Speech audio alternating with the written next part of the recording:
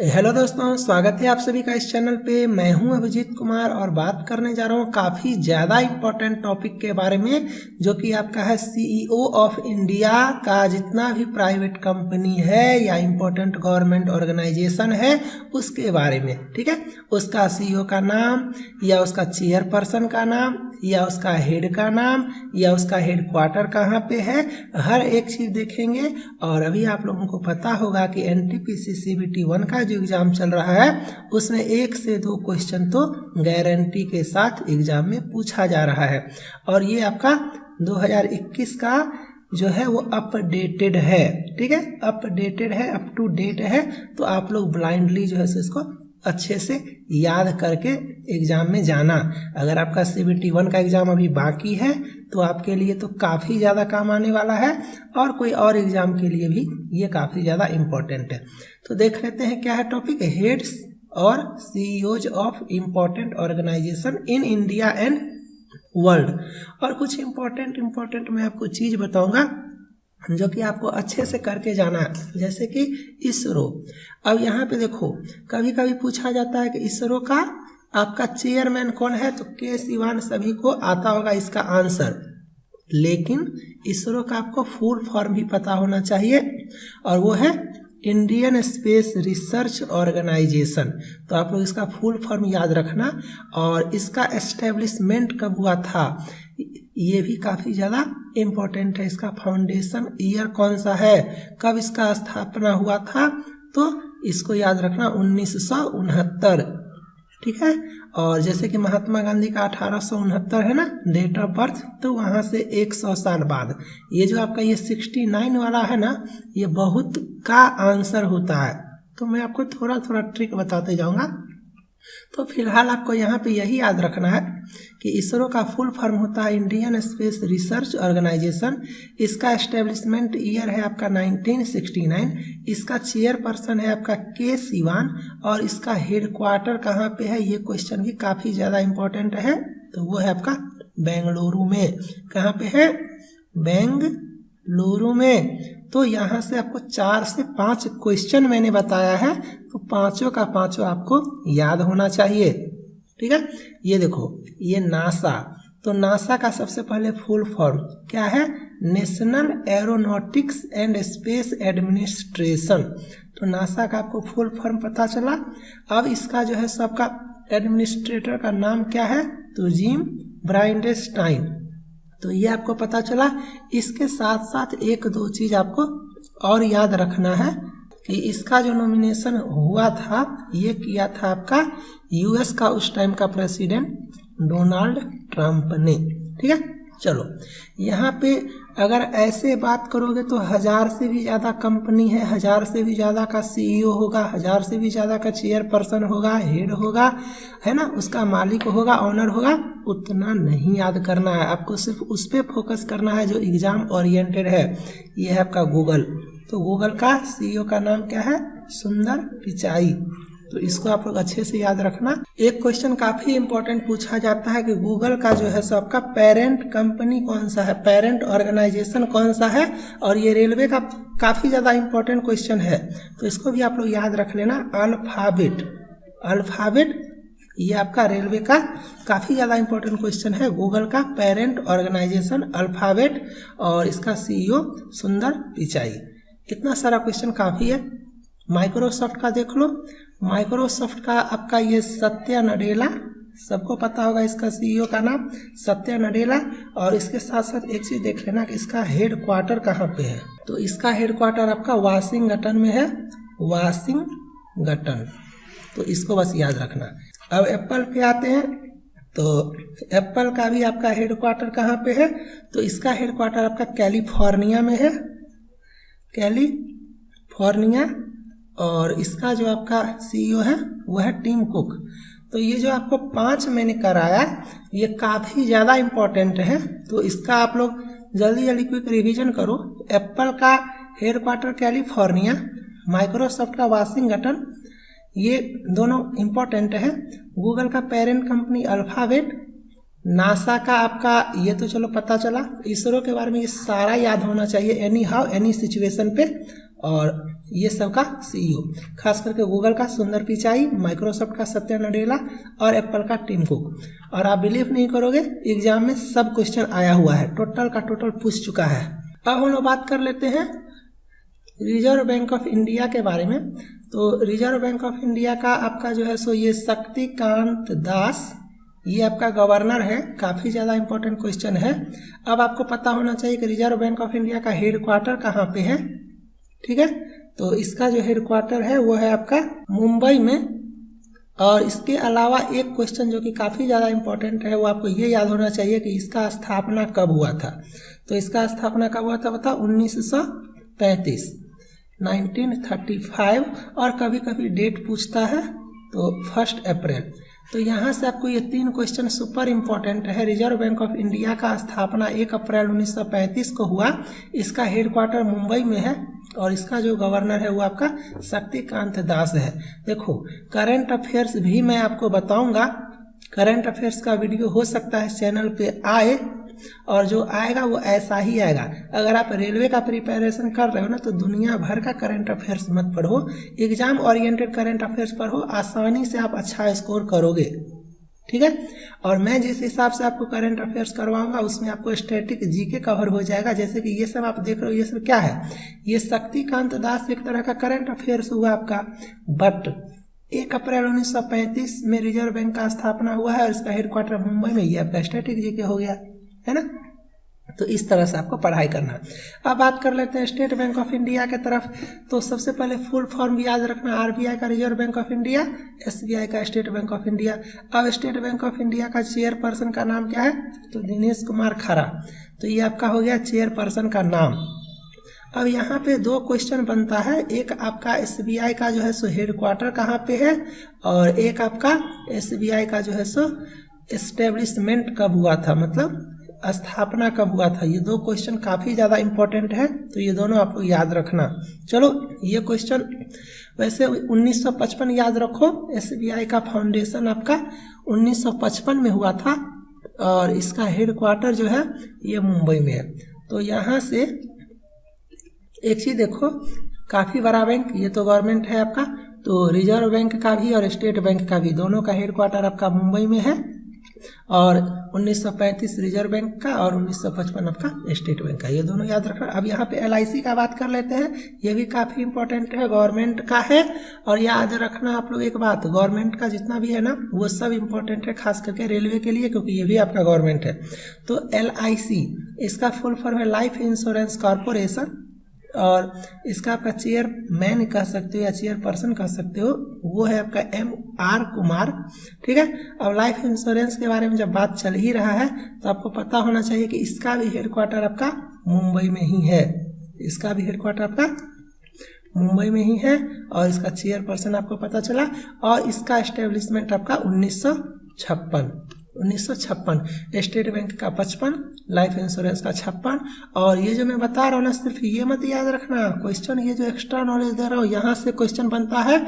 और इस लेक्चर को खत्म करने का मतलब है आपका 2 मार्क्स फिक्स, चाहे आप एग्जाम दे रहे हो NTPC CBT 1 का या कल होकर के CBT 2 का या ग्रुप डी का, 2 नंबर आपका फिक्स यहाँ से, क्योंकि CEO का काउंटिंग करोगे तो 1 नंबर आपका होगा और हेडक्वार्टर या एस्टेब्लिशमेंट ईयर का काउंटिंग करोगे तो 1 नंबर होगा, ठीक है। अब सेल के बारे में बात कर लेते हैं। तो सबसे पहले कि सेल का फुल फॉर्म है आपका स्टील अथॉरिटी ऑफ इंडिया, इसको भी याद रखना। और इसका चेयरपर्सन है आपका सोमा मंडल, इसको भी याद रखना। और सेल का भी पूछा जाता है कि सेल का स्थापना कब हुआ था, तो इसका स्थापना हुआ था 1954 में और इसका हेडक्वार्टर है नया दिल्ली, न्यू दिल्ली, ठीक है। इसको भी याद रखना। स्टील अथॉरिटी ऑफ इंडिया का हेडक्वार्टर है आपका न्यू दिल्ली में, इसका एस्टेब्लिशमेंट ईयर है 1954 और इसका चेयरपर्सन है सोमा मंडल। और ये करंट का क्वेश्चन है, ये चेंज हो सकता है बट ये चेंज कभी नहीं होगा, इसीलिए आप जितने लोग ये लेक्चर देख रहे हो ये सारा याद रखना। सेल, गेल, भेल नाम सुने होंगे, तो जिस तरह ये सेल है उसी तरह ये गेल है। और गेल का फुल फॉर्म क्या है, गैस अथॉरिटी ऑफ इंडिया, ठीक है। और एल है तो लिमिटेड, यहाँ पे भी एल का लिमिटेड होगा, SAIL authority of India limited steel होता है इसका मतलब। तो gas authority of India limited, इसका आपका क्या है चेयरमैन, तो मनोज जैन है, तो ये आप लोग याद रखना। इसके अलावा यहाँ पे भी इसका हेडक्वार्टर आपका नया दिल्ली ही होगा, नया दिल्ली ही होगा, तो ये भी आप लोग याद रखना। और इसका फाउंडेशन आपका 1984 में हुआ था, 1984। तो एक दो चीज बता देता हूँ, जैसे कि बैंक है, तो आप एक चीज नोटिस करो, रिजर्व बैंक, स्टेट बैंक, ये भी आपका एक तरह से बैंक ही मान करके चलो, लाइफ इंश्योरेंस का, तो ये तीनों का देखो मुंबई है हेडक्वार्टर, है ना। सरकारी कंपनी वगैरह का मैक्सिमम चांस होता है कि आपका दिल्ली होता है, तो ये सेल है, ये भेल है, ये गेल है, तो सेल और गेल का आपका दिल्ली है ना। और ये एस्टेब्लिशमेंट ईयर आपको याद रखना है, एक बार में याद करोगे कभी नहीं होगा, बट बार बार लेक्चर देखोगे, जैसे कि मान लो आज का करंट अफेयर्स देखोगे, वहाँ पे मैं बता दूंगा अगर सेल का चर्चा चलेगा या रिजर्व बैंक का, आरबीआई का, एसबीआई का, फिर 2 दिन बाद कोई करंट अफेयर्स देखोगे, वहाँ पे एसबीआई का चर्चा चलेगा, मैं बता दूंगा। ऐसे करते करते जब चीज़ें क्या होती है, बार बार रिपीट होती है ना, माइंड में रिपीटेशन होता है ना, तो सब कुछ आसानी से याद होने लगता है। ठीक है, चलो आगे देखते हैं, क्वेश्चन नंबर 11 देख लेते हैं।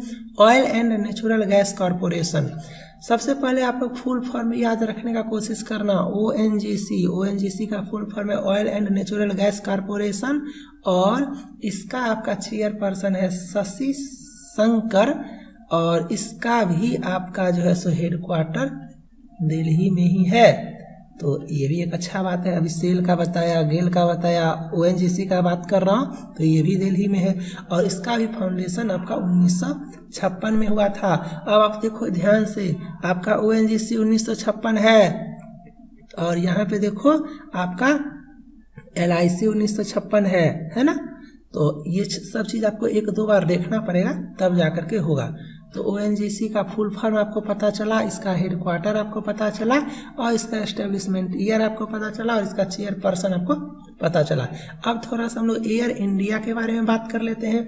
तो एयर इंडिया का जनरली फाउंडेशन तो नहीं पूछता, लेकिन याद रखना 1930, बट इसका पेरेंट ऑर्गेनाइजेशन है आपका एयर इंडिया लिमिटेड, मतलब कोई दिक्कत नहीं है, यही है, और राजीव बंसल इसका चेयरपर्सन है, तो इसको आप लोग याद रखना। ठीक है, और इसका भी हेडक्वार्टर आपका दिल्ली है, न्यू दिल्ली।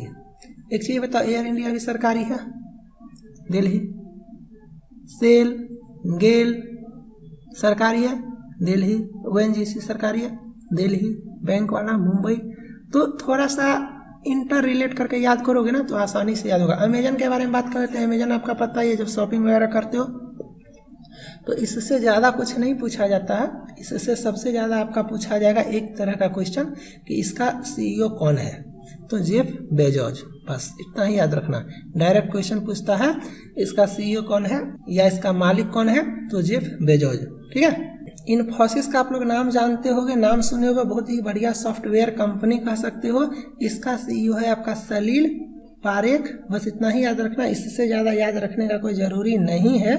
ओके, वैसे इसका हेडक्वार्टर पूछ सकता है, तो इसका हेडक्वार्टर आपका बेंगलुरु। मैं बार बार बोल रहा हूँ, एक बार याद करोगे तो याद नहीं होगा, आपको देखते रहना है। ओके, इसका PDF मैं टेलीग्राम ग्रुप पे दे देता हूँ, तो आप लोग जो है सो टेलीग्राम ग्रुप को ज्वाइन कर लो। चलो, डिस्क्रिप्शन में उसका लिंक है, और चैनल पे नया हो तो सब्सक्राइब कर लेना, बिकॉज मैं ऐसे ही बताता हूँ कोई भी चीज़, मेरा कोई भी कंटेंट ऐसा ही होता है, देखते देखते आपको मैक्सिमम चीज़ याद हो जाएगा, और नहीं याद होगा तो मैं इतना ज़्यादा बोलूँगा, इतना ज़्यादा रिपीट करूँगा कि आपको ऑटोमेटिकली याद होना है, इससे आपका कॉन्सेप्ट क्लियर होगा। ठीक है, और कहीं ना कहीं आपका सिलेक्शन में कुछ हेल्प मिलेगा। और जनरल साइंस, मैथ, रीजनिंग तो अच्छा से बताता हूँ, अगर और अच्छा से पढ़ाई करना चाहते हो तो डिस्क्रिप्शन में एक ऐप का लिंक दे देता हूँ, complete course, test series, PDF, video lectures, सब कुछ वहाँ पे अवेलेबल है, तो आप लोग वहाँ पे जाके पढ़ाई कर सकते हो। ऑलमोस्ट 7000+ स्टूडेंट वहाँ पे पढ़ाई कर रहे हैं। HCL का फुल फॉर्म एक बार रेलवे ने पूछा था, और मैं गारंटी के साथ कह सकता हूँ कि 90% स्टूडेंट HCL का फुल फॉर्म नहीं बता पाएंगे। HCL का फुल फॉर्म होता है आपका हिंदुस्तान कंप्यूटर्स लिमिटेड। क्योंकि देखो सबको पता है कि HCL आपका एक तरह का लैपटॉप का कंपनी है, लोग बोलते हैं, बट फुल फॉर्म जल्दी लोग नहीं बता पाते हैं। हिंदुस्तान कंप्यूटर्स लिमिटेड इसका फुल फॉर्म होता है और इसका CEO का नाम है आपका विजय कुमार, विजय कुमार।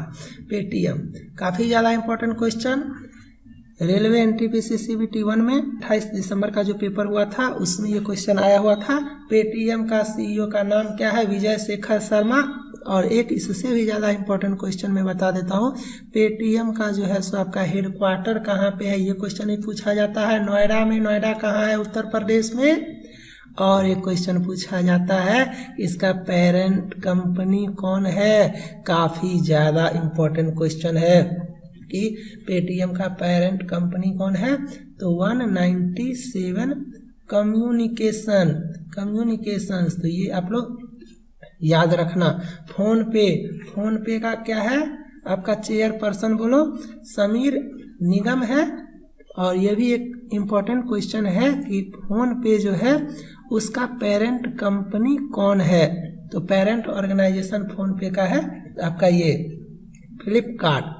ठीक है, चलो अब फ्लिपकार्ट का चर्चा हो गया तो फ्लिपकार्ट के बारे में भी देख लेते हैं थोड़ा सा कि फ्लिपकार्ट का आपका चेयरपर्सन है कल्याण कृष्ण मूर्ति। कौन है? कल्याण कृष्ण मूर्ति CEO है, मैं लिख देता हूँ कल्याण कृष्ण मूर्ति।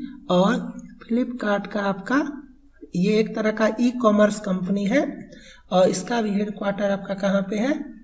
बेंगलोर में या बेंगलुरु में। ठीक है, तो इसको याद रखना। ओला उबर का नाम आप लोग जानते होंगे, सब लोग बुक करते होंगे ओला उबर। तो ओला और उबर ये दोनों भी काफ़ी इंपॉर्टेंट है क्योंकि काफ़ी ज़्यादा ये लोग डेवलप किया, ये कंपनी काफ़ी तेज़ी से नाम कमाया, मार्केट में एक नया कॉन्सेप्ट लेकर के आया इस वजह से। तो ओला का जो है आपका CEO कौन है? ओला का CEO है आपका भाविश अग्रवाल, तो इसको याद रखना। और इसका भी हेडक्वार्टर कहाँ पे आपका? इसका भी हेडक्वार्टर आपका बेंगलुरु में ही है।